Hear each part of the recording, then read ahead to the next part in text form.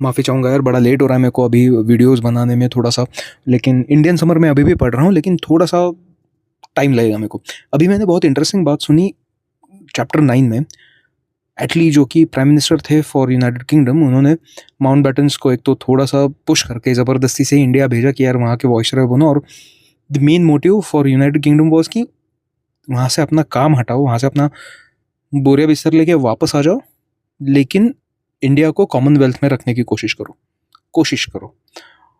और उसका इम्पैक्ट क्या होगा, इससे बहुत कम ताल्लुक रखने के लिए कहा गया था, और इसीलिए माउंटबैटन को भेजा था because he was in by that time he was very famous for अपना हाथ साफ करके वापस आ जाना काइंड ऑफ, है ना। तो उसे पहली बार फर्स्ट टाइम उसे तारीख दी गई थी 1 June 1948 as a final day, because Mountbatten लड़के पड़ा था वहाँ पे, अकड़ के पड़ा था कि यार मेरे को तुम एक डेट बताओ कि जिस उस डेट तक ही मैं रुकूंगा वहाँ पे, उसके बाद मैं इंडिया में ज़्यादा देर नहीं रुकूंगा।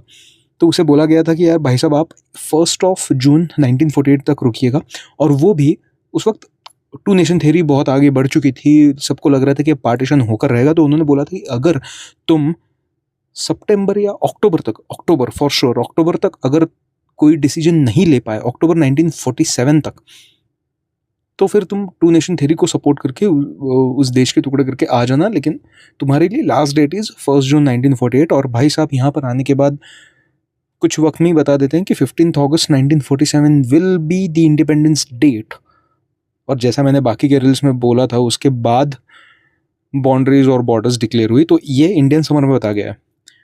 क्या ये सही है? आप मुझे बताओ कि आपने अगर इसके अलावा कुछ अगर पढ़ा है तो फिर वो क्या पढ़ा है, बिकॉज मुझे इसके बाद भी बहुत सारे कमेंट्स आते हैं कि यार ऐसा कुछ नहीं, ऐसा हुआ था वैसा हुआ था। तो मैं जो पढ़ रहा हूँ वो मैं आपको बता रहा हूँ, आप जो पढ़ चुके हैं वो आप मुझे बताएं। मिलते हैं।